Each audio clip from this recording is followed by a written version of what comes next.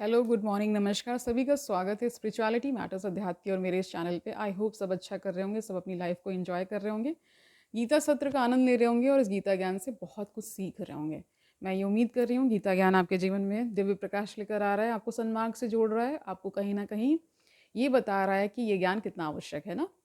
तो हम आज अध्याय 5 में प्रवेश कर गए, पंचम अध्याय शुरू आज कर रहे हैं। आज भी हम जैसे करते आए हैं 3 श्लोक लेंगे। तो इस अध्याय का शीर्षक है कर्मयोग कृष्ण भावना भावित कर्म, यानी इसके बारे में जानेंगे कि कृष्ण भावना भावित कर्म क्या हैं। तो पहला जो इसमें श्लोक आता है उसमें अर्जुन बोल रहे हैं। तो क्या बोल रहे हैं अर्जुन, वो देखिए। अर्जुना उवाच संन्यासम कर्मणाम कृष्ण पुनः योगम संसि यत् श्रेया एतयो एकम तत् में ब्रूहि सुनिश्चितम। इसका अर्थ देखिए। अर्जुन ने कहा, हे कृष्ण, पहले आप मुझसे कर्म त्यागने के लिए कहते हैं और फिर भक्ति पूर्वक कर्म करने का आदेश देते हैं। क्या आप अब कृपा करके निश्चित रूप से मुझे बताएंगे कि इन दोनों में से कौन अधिक लाभप्रद है। तो ये अर्जुन का प्रश्न है कृष्ण जी से। तो वो इसके बारे में अब जानिए आगे तात्पर्य में। भगवत गीता के इस पंचम अध्याय में भगवान बताते हैं कि भक्ति पूर्वक किया गया कर्म शुष्क चिंतन से श्रेष्ठ है।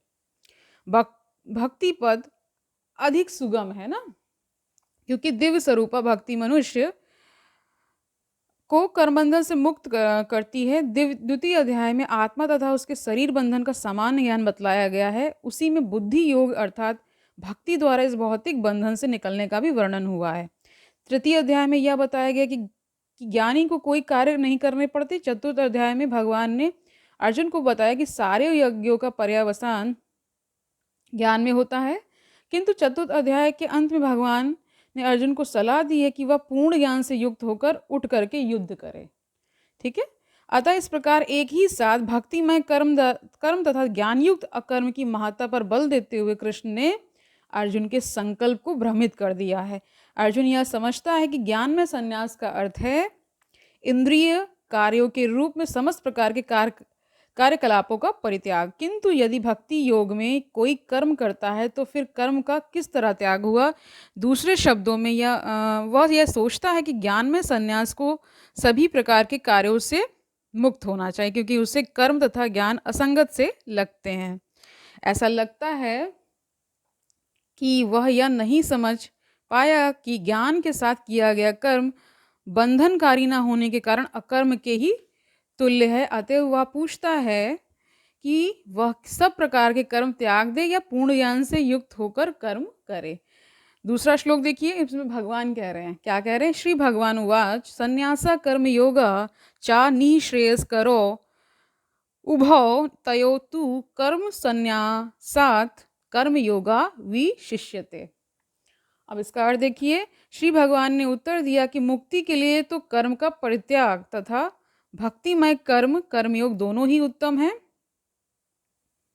किंतु इन दोनों में से कर्म के परित्याग से भक्ति युक्त कर्म श्रेष्ठ है।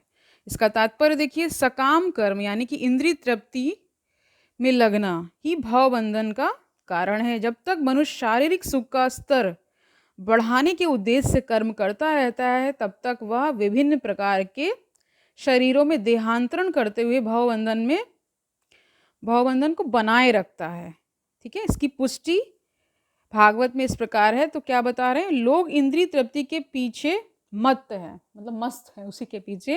वे ये नहीं जानते कि उनका क्लेशों से युक्त यह शरीर उनके विगत सकाम कर्मों का फल है। यद्यपि यह शरीर नाशवान है, किंतु यह नाना प्रकार के कष्ट देता रहता है।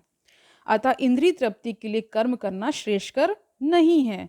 जब तक मनुष्य अपने असली स्वरूप के विषय में जिज्ञासा नहीं करता उसका जीवन व्यर्थ रहता है। यानी कि सारे काम करते रहिए, लेकिन ये जिज्ञासा बहुत जरूरी है। और जब तक वह अपने स्वरूप को नहीं जान लेता तब तक उसे इंद्रिय तृप्ति के लिए सकाम कर्म करना पड़ता है। और जब तक वह इंद्रिय तृप्ति की इस चेतना में फंसा रहता है तब तक उसका देहांतरण होता रहता है। भले ही उसका मन सकाम कर्मों में व्यस्त रहे और अज्ञान द्वारा प्रभावित हो, किंतु उसे वासुदेव की भक्ति के प्रति प्रेम उत्पन्न करना चाहिए। केवल तभी वह भवबंधन से छूटने का अवसर प्राप्त कर सकता है। अतः यह ज्ञान ही कि वह आत्मा है, शरीर नहीं, मुक्ति के लिए पर्याप्त नहीं, जीवात्मा के स्तर पर मनुष्य को कर्म करना होगा, अन्यथा भवबंधन से उबरने का कोई अन्य उपाय नहीं है। किंतु कृष्ण भावना भावित होकर कर्म करना सकाम कर्म नहीं है। पूर्ण ज्ञान से युक्त होकर किए गए कर्म वास्तविक ज्ञान को बढ़ाने वाले हैं। बिना कृष्ण भावनामृत के केवल कर्मों के परित्याग से बद्ध जीव का हृदय शुद्ध नहीं होता।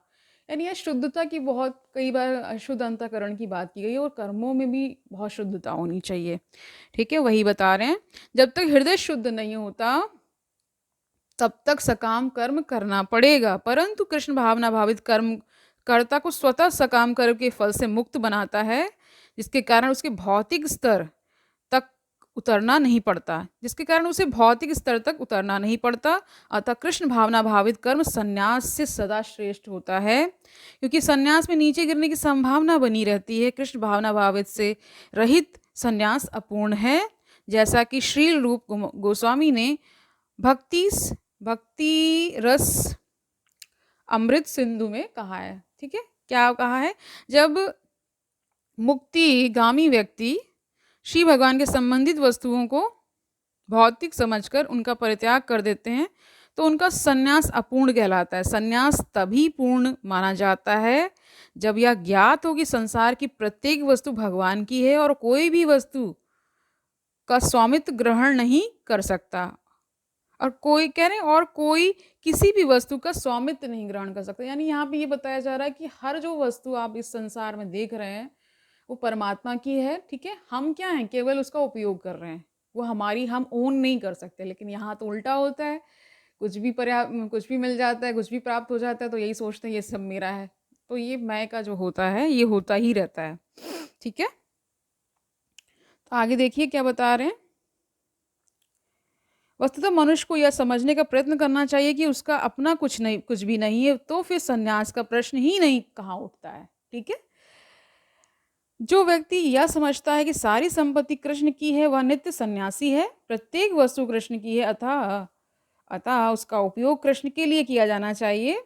कृष्ण भावना भावित होकर इस प्रकार का पूर्ण कार्य करना मायावादी सन्यासी के कृत्रिम वैराग्य से कहीं उत्तम है।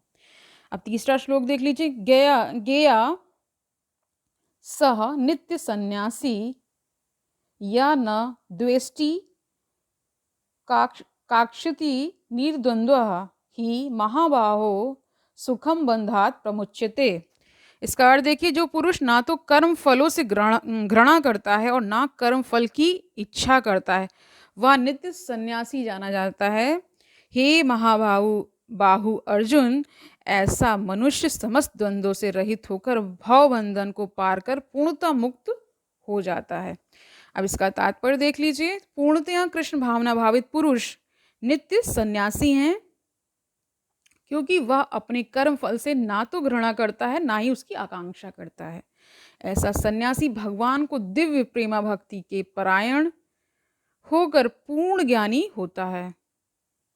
कह रहे हैं ऐसा सन्यासी भगवान की दिव्य प्रेमा भक्ति के परायण होकर पूर्ण ज्ञानी होता है, क्योंकि वह कृष्ण के साथ अपनी स्वाभाविक स्थिति को जानता है और वह भली भांति जानता रहता है कि कृष्ण पूर्ण क्या है, अंशी हैं, और वह स्वयं अंश मात्र है। यानी हम सब अंश मात्र हैं और वो अंशी है। ठीक है, यानी कृष्ण की बात हो रही है यहाँ पे।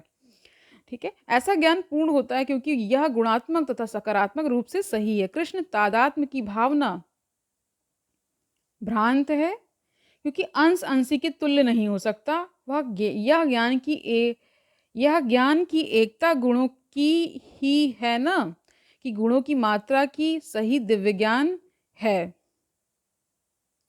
कह रहे कि यह ज्ञान की एकता गुणों की है ना, मतलब समझ रहे हैं ना जो मैं कह रही हूँ। एकता गुणों, ये ज्ञान बता रहे हैं एक तरह से कि एकता गुणों की है ना, कि गुणों की मात्रा की। यानी कि मात्रा का मतलब होता है डिग्री, मतलब कितना वो है ना, किस अमाउंट में है।